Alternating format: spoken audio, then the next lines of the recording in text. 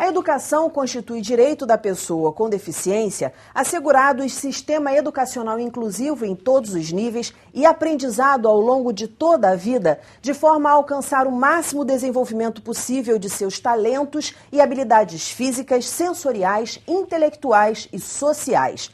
Este é um trecho da Lei Brasileira de Inclusão da Pessoa com Deficiência. E nosso assunto de hoje é o direito à educação tratado nesta lei. Então, está no ar o Educação.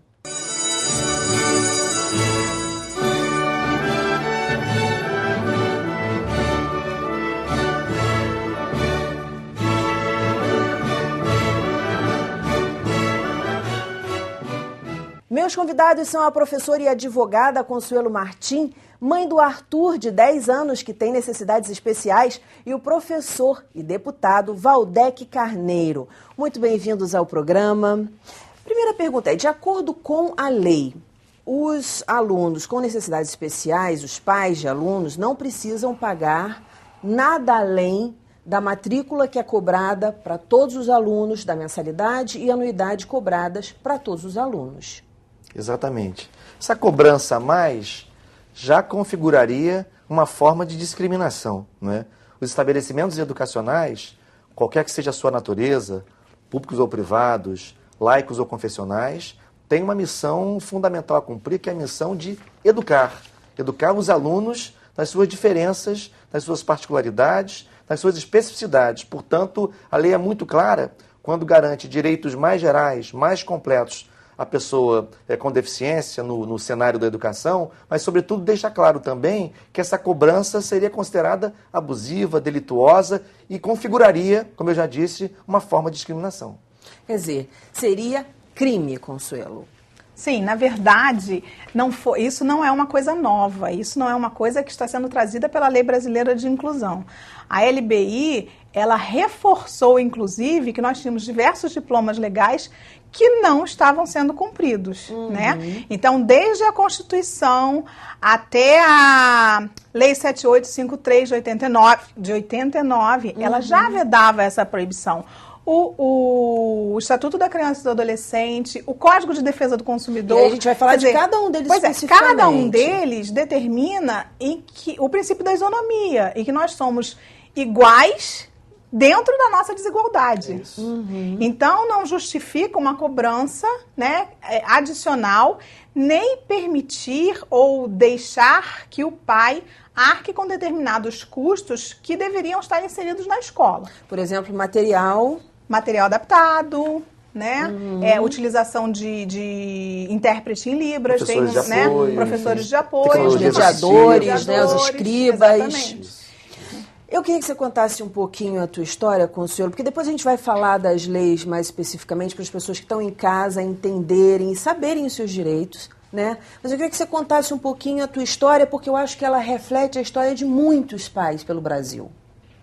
Sim, eu sempre fui militante, né, na advocacia e professora universitária e tive um filho, e quando meu filho nasceu, eu tive simplesmente que adaptar a minha vida às necessidades dele. Então, eu costumo até dizer que quando as pessoas justificam, as escolas não estão preparadas, o professor não estava preparado, quando meu filho nasceu, eu também não estava preparada. Não, a gente não faz um curso para saber conviver com alguém que tem uma necessidade diferenciada, né? Isso faz parte até de um direito natural, de um instinto da pessoa e da boa vontade que a pessoa tem de se relacionar com o outro, né? Então, eu adaptei a minha vida da mesma forma como todas as pessoas, e tudo está sujeito a uma evolução, uma adaptação. O meu filho até hoje vive em internação domiciliar. Quando ele estava com 3 para 4 anos, diante de um progresso enorme a olhos vistos que ele tinha, me foi solicitado pelos neurologistas que o acompanhassem que eu inserisse ele numa escola normal, numa escola regular. Para quê? Para que ele pudesse conviver com as outras crianças, mas não só pela socialização, mas pela capacidade que ele tinha de observar e copiar, observar e imitar, né? O aprendizado é todo uma questão de você observar e tentar fazer igual e se espelhar no outro. Então, foi uma via crucis. Foram batendo de escola em escola, sempre um não, não, não, porque todo mundo sabe que a criança é especial. Quando já sabe que a criança é especial, você já recebe o não tenho condição de cuidar do seu filho, não tenho condição de dar estrutura para o seu filho. O meu filho ainda tinha um plus, porque meu filho é uma criança em internação domiciliar. Então, para o meu filho estar na escola, ele tem que ter uma estrutura hospitalar junto com ele. Então, não é simplesmente ter uma criança ou um mediador. Ele tem equipamentos que vão com ele, ele não come, ele não bebe água, senão de determinadas pessoas, sou eu ou a minha mãe, que é uma pediatra que largou a profissão dela toda para ficar com ele 24 horas, e essas pessoas têm que ficar com ele 24 horas. Até como garantia de que nada vai acontecer, porque se nós estivermos perto, nós estamos preparados para agir muito tempo antes, porque a gente conhece ele pelo olhar. Então, ele tem dificuldade de locomoção? Ele tem dificuldade de deglutição, ele confunde a deglutição com a respiração em determinados momentos. Ele tem desautonomia, dependendo de alguns momentos de estresse, de tristeza, de alegria. Desliga um botão e ele desmaia. E aí, nesse desmaio, nós temos que estar atentos. Se ele vai fazer uma cianose, se ele vai voltar, se ele está com taquicardia. Cianose. Ficar sem oxigenação, fica com o lábiozinho roxo, fica com as mãozinhas roxas, os dedinhos. E a parte de comunicação, Consuelo? A parte de comunicação. Ele não fala, mas ele se expressa muito bem. Né? Ele aponta o que ele quer, ele pede o que ele quer, ele vai na geladeira e pega o leitinho dele, ele vai na geladeira e diz que ele está com fome, ele vai na prateleira e pega o livro que ele quer, ele sabe escolher o livro. Sim, coordenação motora. Coordenação motora um pouco prejudicada, porque ele tem uma hipotonia, né? Então ele precisa de ajuda. E para a coordenação motora fina, ele precisa de algum suporte atrás para ele poder. Ele até consegue redigir ou segurar num lápis, mas ele precisa de um suporte no cotovelo para ele poder, né, desenvolver algumas coisas. Você passou por situação além, porque já é uma situação de preconceito, de discriminação, não aceitar o seu filho na escola, mas alguma coisa mais contundente? Sim, foi todo um processo. Ele não foi aceito na escola. Quando eu escolhi, depois de várias escolas, eu notifiquei uma escola e exigi a matrícula. Né? E depois da notificação, a matrícula foi feita. Né? Eu me associei a essa escola, porque na época era uma associação. E aí, durante esse tempo todo, foi uma série de situações que nos foram impostas, tentando provocar a nossa desistência da inclusão, né? Por todo exemplo? Tipo de bullying, exclusão, o Arthur pode participar disso, a família ficou velada, né? De todas as formas, né? A minha sobrinha, o seu irmão não fecha a boca, o seu irmão baba, a ideia há pouco estava sem amigo, e toda sorte de situações. Até que um dia o Arthur foi à educação física, passou pelo pátio, e quando ele voltou, porque ele fez alguns exercícios, a gente estava até feliz porque ele fez algumas coisas, ele quis fazer. Quando ele voltou, ele cansou e começou a fazer um broncoespasmo. Nós sentamos no pátio, pegamos o oxigênio que estava na mochilinha, começamos a colocar o oxigênio, e aí pedimos à enfermeira para ir buscar um medicamento no outro pátio, no parquinho, onde tinha uma mala com uma série de coisas que ele usava. E aí o portão onde a gente sempre transitava estava com cadeado. E aí, em vez de acudir o meu filho ali, abrir e olhar, eles queriam carregar o meu filho porque havia uma proibição do meu filho usar o pátio da escola. Deputado, situações como essa, infelizmente, são comuns, né? A gente escuta em matérias, a gente fala com pais. Eu agora com esse programa de educação estou tendo a oportunidade de conversar com muitos pais, mesmo por telefone, enquanto estou no processo de produção. O senhor fez questão de falar sobre esse assunto aqui. E aí eu queria que o senhor contasse um pouquinho como é que tem sido aí a ação parlamentar em torno disso, de que forma o Parlamento Fluminense pode contribuir para que essa lei efetivamente seja cumprida. Então, se você me permitir, eu queria falar um pouco também de um percurso na relação com a educação especial. Porque, assim, a minha atuação parlamentar sofre muita influência, como de todos os parlamentares, de suas trajetórias, da minha trajetória, portanto. Sim. Então, assim, eu tive, Consuelo, uma relação que se aproximou muito do campo da educação especial, vivendo a experiência de dirigir a Faculdade de Educação da Universidade Federal Fluminense, onde eu trabalho, onde eu sou professor há muitos anos. E a Faculdade de Educação da UF constituiu, a partir dos anos 70 já, final dos anos 70, um núcleo que se desenvolveu muito no campo da educação especial.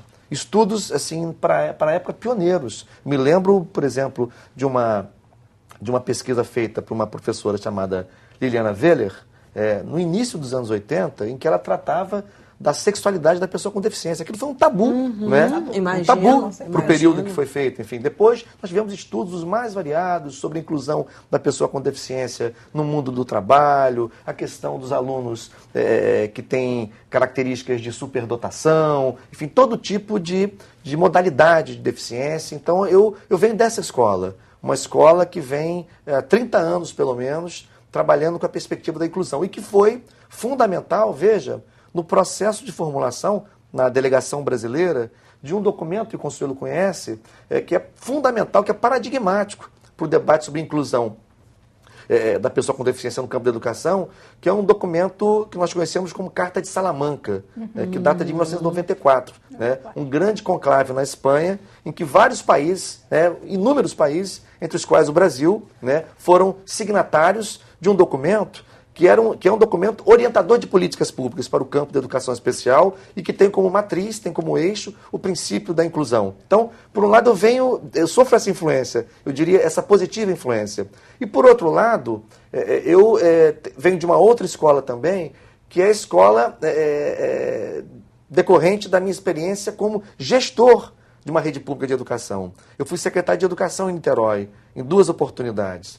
E nessas 2 oportunidades, uma das marcas importantes do trabalho coletivo, não o meu individual, mas do trabalho coletivo, foi a ênfase que se deu à inclusão dos alunos com deficiência. O Conselho talvez tenha notícia, mas a rede municipal de Niterói é disparada proporcionalmente a rede que mais tem alunos incluídos nas chamadas classes regulares, inclusive com muitas parcerias. A rede não faz isso sozinha, ela busca parcerias, nós temos parcerias com o INT para a implantação de tecnologias assistivas, temos a implantação de inúmeras salas chamadas salas multifuncionais, temos assim, um efetivo muito grande de professores de apoio especializado, que é aquele professor que acompanha o aluno incluído, para que a inclusão não seja uma demagogia, para que a inclusão não seja uma balela, porque é importante que o aluno com deficiência esteja na sala regular, claro, é importante, mas se ele estiver na sala regular, abandonado à própria sorte, não é só a presença. Isso vai sair pela culatra. Então é muito importante a escola garantir um mínimo de estrutura para que a inclusão aconteça. E é um desafio enorme. E é por isso, vou te falar, isso é custoso. Isso requer investimento. É preciso investir.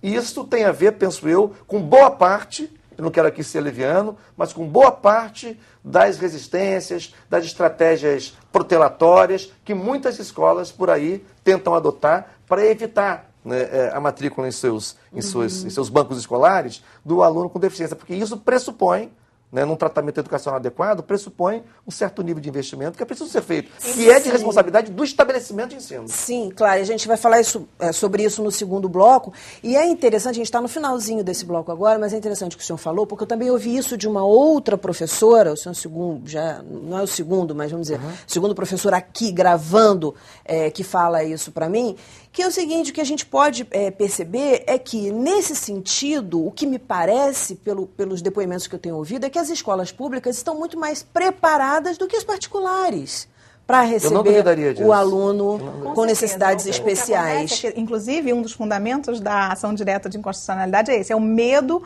que eles têm do alto custo, eles têm uma preocupação de que as escolas irão quebrar, literalmente, não, a gente vai falar pela sobre questão isso, Consuelo, dos recursos. Mas um gancho muito importante que eu acho que o deputado acabou de dizer, e que ele deve ter uma grande experiência nisso, é da possibilidade de se fazer a inclusão e as salas de recursos e os meios de uma forma mais barata. Eu montei uma escola em casa, não só com parcerias, mas com alunos que são auxiliares e os próprios alunos criando seus materiais e adaptando, entendeu? Vamos só encerrar esse bloco agora.